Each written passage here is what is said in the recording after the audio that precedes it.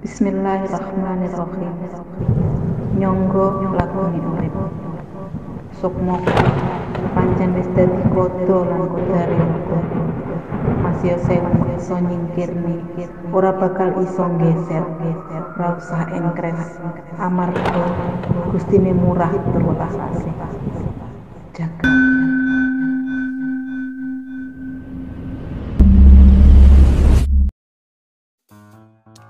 Mari kita lanjutkan kisah Jagrak ini. Ini adalah video yang keempat. Selamat mendengarkan.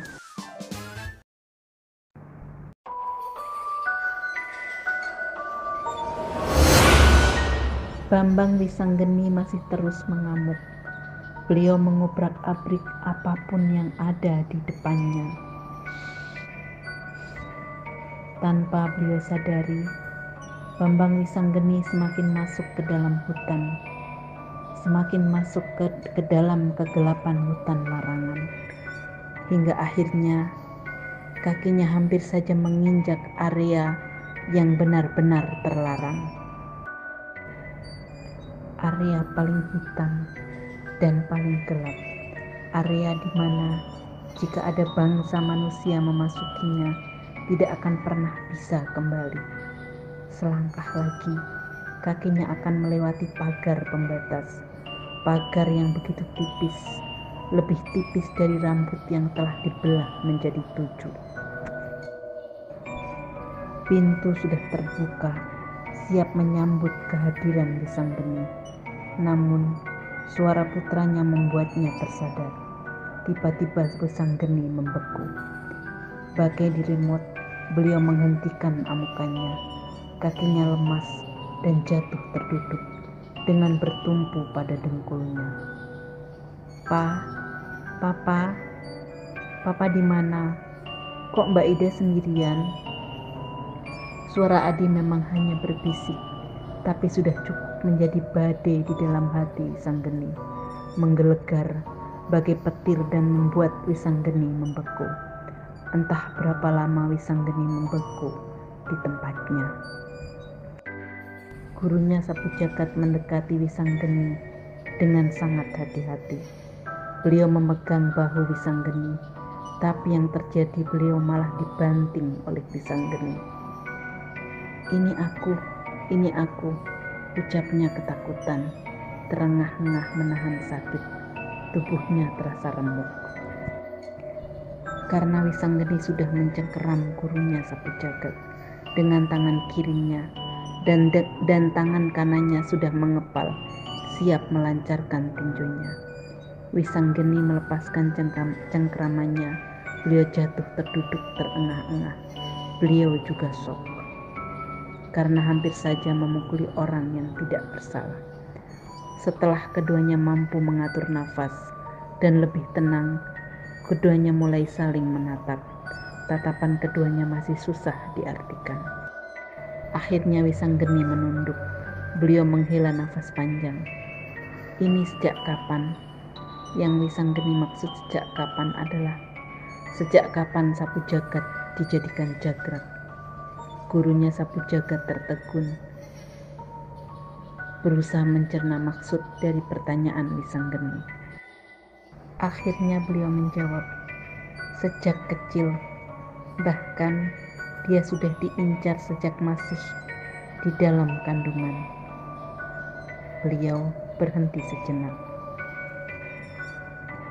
Seperti yang juga kau tahu bahwa tidak sembarangan orang bisa dijadikan Jagrak. Iya, aku tahu. Manusia biasa mana mungkin raganya mampu menampung 1000 jin, setan, dan iblis. Sedang ketempelan satu saja sudah pingsan atau meninggal jika dibiarkan terus-menerus berada di dalam raganya, menguasainya, lalu menggeser sukmanya. Ya, betul. Lalu bagaimana maksudmu? Ya, maksudku apa yang sesungguhnya terjadi pada keponakanku. Sejatinya dia sama ditumbalkan. Seperti yang kita sama-sama tahu, tidak semua tumbal itu berhasil. Sapu Jagat adalah tumbal yang gagal. Tidak sepenuhnya. Maksudmu bagaimana? Dia masih dalam pengawasan mereka. Mereka, sang pemimpin dan 7 orang pasukan bayangan. Sang pemimpin? Ya. Kita tidak boleh menyebut namanya. Jika kita berani menyebut namanya, maka kita dan seluruh keluarga kita akan dihabisi dengan cara yang paling mengerikan. Bukan hanya itu, dia akan mengurung roh kita dan keluarga kita untuk dijadikan perewangan. Di situ, keduanya membisu 1000 bahasa. Entah berapa lama, wajah keduanya beku dan sulit dibaca. Ada kengerian dan kekhawatiran di wajah keduanya. Kita bicarakan lagi apa langkah kita selanjutnya di rumah saja. Sapu Jagat memerlukan kita sekarang. Kita harus segera kembali. Setelah guru Sapu Jagat menyelesaikan kalimatnya, Wisanggeni mengangguk pasti. Lalu keduanya berdiri. Dengan isyarat, keduanya saling memberi aba-aba untuk meninggalkan hutan larangan. Detik berikutnya, keduanya sudah melesat seperti angin dan hilang dari pandangan.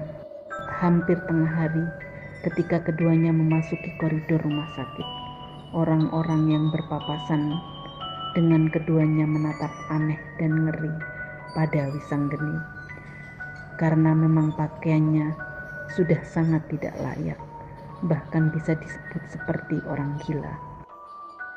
Wajahnya kucel, rambutnya awut-awutan, tubuhnya kotor, pakaiannya sobek di sana-sini. Maka tidak heran jika siapapun yang melihatnya menganggap beliau orang gila. Keduanya memasuki ruangan tempat Sapu Jagat dirawat.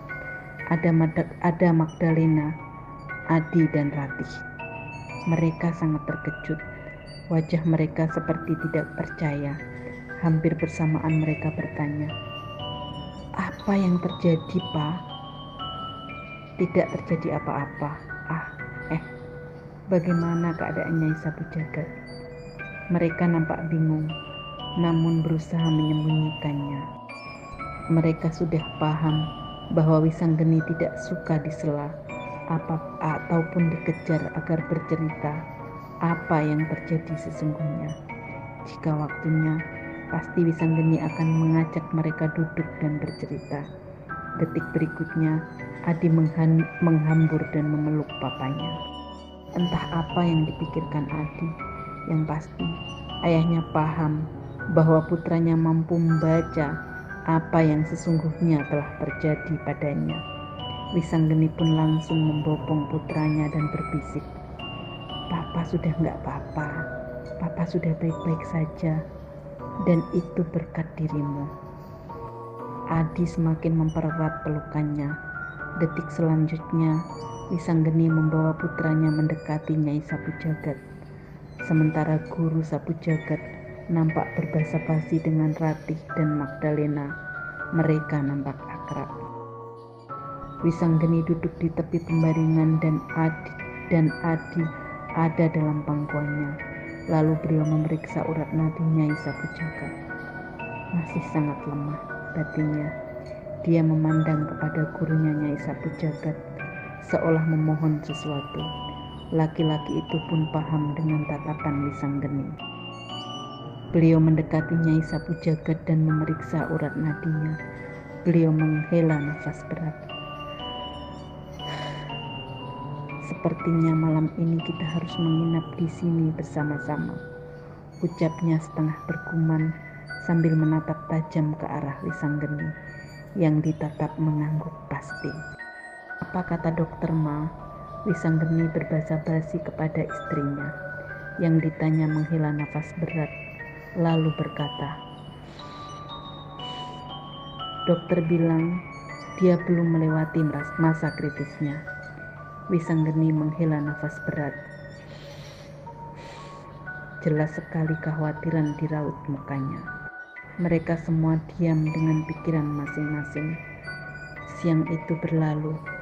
Wisanggeni dan gurunya Sapu Jagat berpamitan kepada Magdalena sebelum waktu zuhur. Dibawanya Ratih dan Adi pulang. Selepas Isya, Wisanggeni dan Guru Sapu Jagat terlihat berjalan beriringan. Keduanya bergegas memasuki koridor rumah sakit menuju ruangan Nyai Sapu Jagat dirawat. Beberapa saat kemudian, terlihat Magdalena meninggalkan ruangan Sapu Jagat.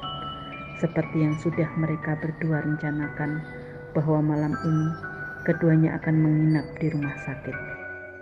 Begitu keduanya ada di ruangan Nyai Sapu Jagat, Wisanggeni meminta suster yang ditugaskan menjaga Sapu Jagat untuk meninggalkan ruangan itu. Malam ini Anda bisa beristirahat, suster. Kami yang akan menjaganya. Baik, Pak. Suster meninggalkan ruangan Sapu Jagat. Wisanggeni menatap suster itu hingga hilang dari pintu. Setelahnya, beliau menutup gorden yang menggantung manis di jendela dan menutup pintunya, seolah beliau tidak ingin terganggu oleh apapun. Memang selain medis, Wisanggeni harus mengusahakan hal lain. Setelahnya, Wisanggeni menatap tajam ke arah Guru Sapu Jagat, dan keduanya mengangguk pasti. Detik berikutnya, keduanya mengambil posisi masing-masing dan duduk bersila, meletakkan kedua tangan di depan dada dan memejamkan mata. Setelah beberapa lama, keduanya terlihat berdiri, sementara raganya masih bersila. Keduanya menyaksikan banyak sekali orang di ruangan itu, berdiri mematung sambil bondo tangan dan terlihat siaga, seolah sedang menjaga Sapu Jagat. Tatapan mereka mengarah ke satu titik, yaitu ke arah Nyai Sapu Jagat. Mereka seperti tidak berkedip. Jika diperhatikan lebih seksama, wajah mereka pucat pasi seperti mayat hidup. Meski sosok-sosok ini terlihat gagah dan mengerikan. Ada 7 orang di kamar itu. 4 berada di setiap sudut dipan tempat Sapu Jagat berbaring. 1 berdiri simetris dengan kepala Sapu Jagat, dan satunya lagi berada tepat 3 inci dari kakinya, sedang 1 lagi berjaga di depan pintu. Siapa mereka? Tanya Wisanggeni. Mereka sebetulnya yang ditaruh di dalam tubuhnya, jawab Guru Sapu Jagat. Lalu kenapa sekarang ada di luar dan terkesan menjaganya? Mereka memang sedang menjaganya. Lalu kemana saja mereka saat Sapu Jagat disakiti dan disiksa? Mereka hanya bekerja sesuai perintah. Yang menyakiti dan menyiksa Sapu Jagat adalah 1 dari 7 pasukan bayangan. Itu karena Sapu Jagat berusaha menentang perintah mereka. Wisanggeni terlihat berpikir sangat keras. Ada duka dan amarah bercampur jadi satu. Jelas sekali beliau berusaha menekan perasaannya. Apa mereka tidak melihat kita? Tanya Wisanggeni selanjutnya. Mereka melihat kita, tapi seperti yang kau bilang tadi, mereka bekerja sesuai perintah. Mereka sangat patuh dan takut karena sesungguhnya mereka sendiri juga terancam. Maksudmu? Umumnya tidak ada yang sudi jadi budak. Umumnya mereka melakukan juga karena dipaksa. Wisanggeni terlihat tertegun sebentar. Guru Sapu Jagat memberi isyarat untuk bergerak keluar dari ruangan. Keduanya melangkah keluar tanpa membuka pintu. Dengan santai keduanya melangkah melewati pintu, seolah pintu itu tidak ada. Saat keduanya sudah keluar dari pintu, Wisanggeni semakin terkejut.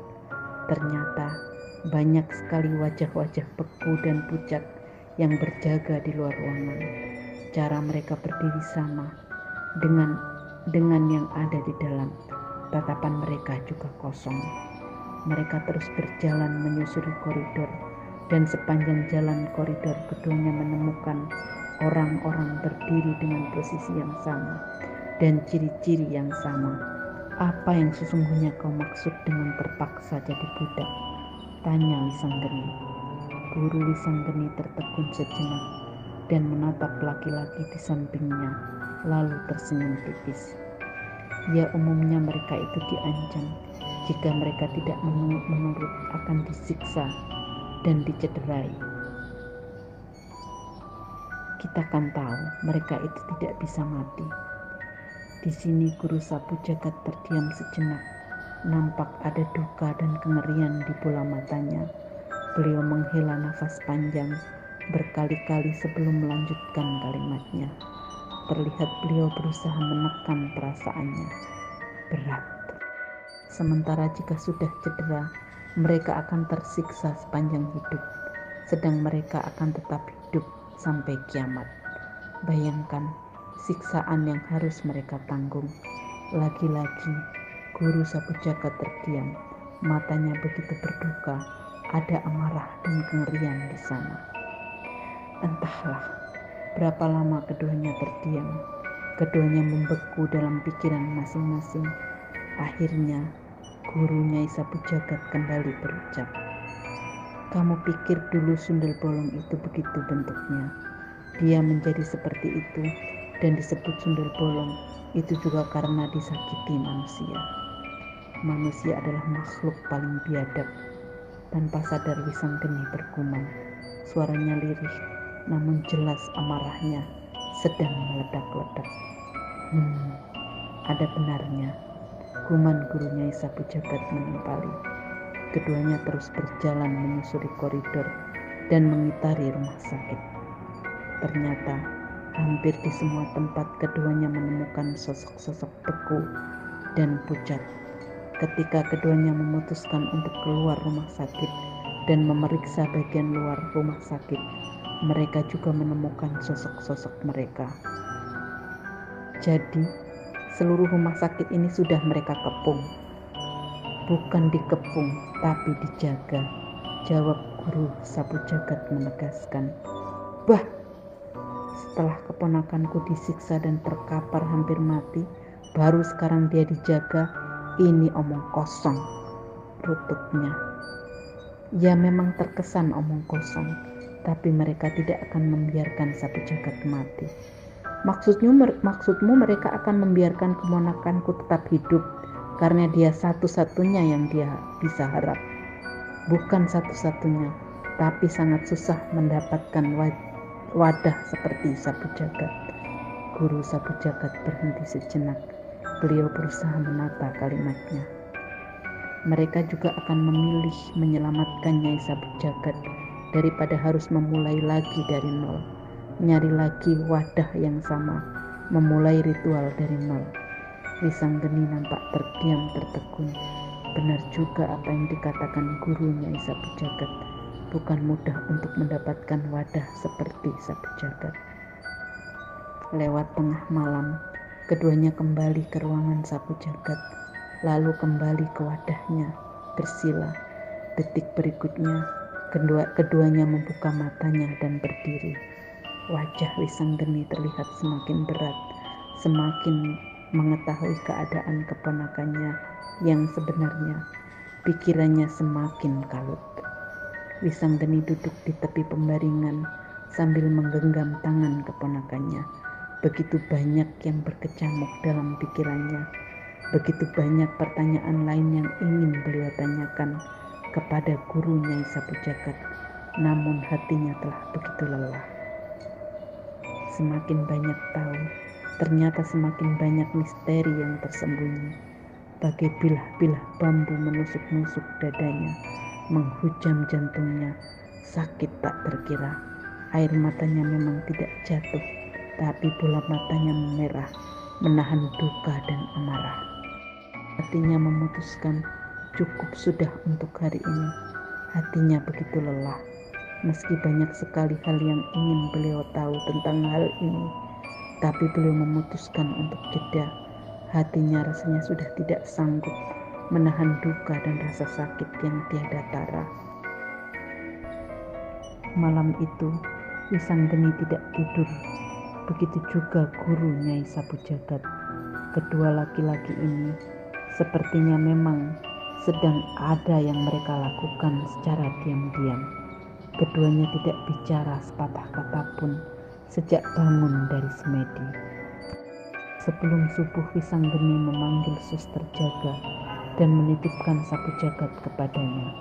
Sebelum meninggalkan ruangan sapu jagat, Wisanggeni berpamitan padanya, seolah-olah keponakannya mendengar semua yang dikatakannya. Dia beranjak dari tempat itu, namun beliau sangat terkejut. Seseorang menarik tangannya, serta-merta beliau menoleh, dan beliau syok karena tangan sapu jagat yang menahannya pergi. Matanya terbelalak tidak percaya dan membalik ke arahnya. Dengan isyarat, Wisanggeni meminta suster untuk memanggil dokter jaga. Suster itu langsung berdiri dan beranjak dari tempat itu. Sapu jagat tersenyum tipis dan berkata, "Pak D, apa saya bisa subuhan bareng Pak D?" Wisanggeni tidak bisa berkata sepatah kata pun. Bibirnya seolah keluh. Beliau mengangguk pasti sambil tersenyum. Matanya memerah tanda terharu. Ada kelegaan dan rasa syukur di sorot matanya. Sementara guru sapu jagat juga sudah di sana. Di samping yang lain dari dipan tempat muridnya berbaring. Beliau tersenyum tipis. "Selamat datang, Nen cantik. Kau boleh subuhan bareng sama Pak Demo. Dan secepatnya kau juga harus ke masjid untuk subuhan bareng denganku." "Inggih Abah, sendika dawuh," jawab sapu jagat lemah. Begitulah, kebahagiaan itu muncul dengan tiba-tiba bagai pelangi yang muncul di saat gerimis. Guru sapu jagat berpamitan dan meninggalkan rumah sakit, sedang Wisanggeni pagi itu ngimami ponakannya salat subuh. Tapi dia sudah diizinkan untuk ke masjid, sudah boleh ke kantor, tapi separuh hari saja. Tapi tidak diizinkan untuk keluar kota, apalagi dekat dengan hutan larangan. Dia berada dalam kawalan ketat pamannya, keponakannya Adi, dan gurunya. Hari terus berlalu tanpa diketahui oleh Wisanggeni. Ternyata sapu jagat juga memiliki kedekatan dengan adiknya Magdalena. Adiknya Magdalena ini beliau Nasrani, tapi memiliki kemampuan spiritual yang mumpuni. Secara diam-diam beliau membimbing sapu jagat dengan caranya sendiri, sekaligus memberi terapi atas sakit yang dialaminya dengan cara beliau sendiri. Dan hasilnya memang sangat luar biasa. Sapu jagat memiliki kemajuan yang sangat pesat, dan keuntungannya adalah tidak dapat dilacak oleh pamannya, Adi maupun gurunya.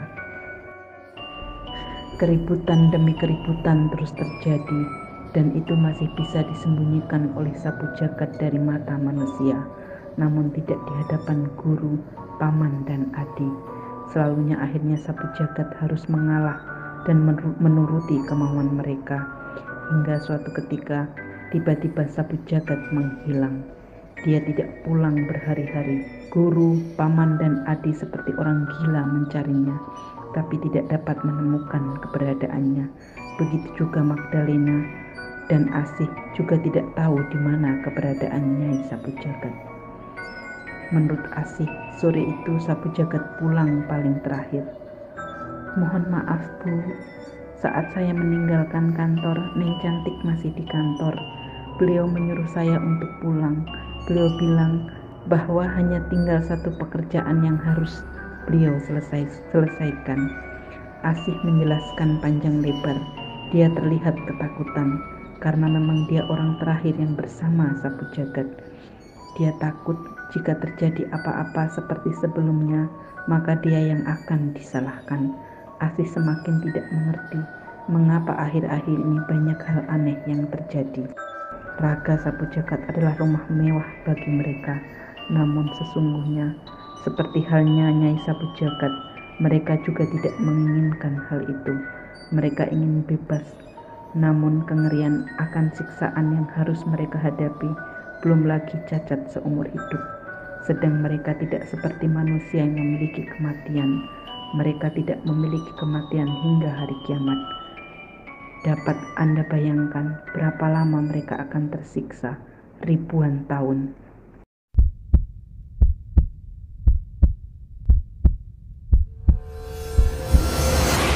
Baiklah, kita sudahi dulu kisah Jagrak kali ini. Bersambung ke episode berikutnya. Terima kasih yang sudah mendengarkan. Sampai berjumpa kembali di video berikutnya. Terima kasih.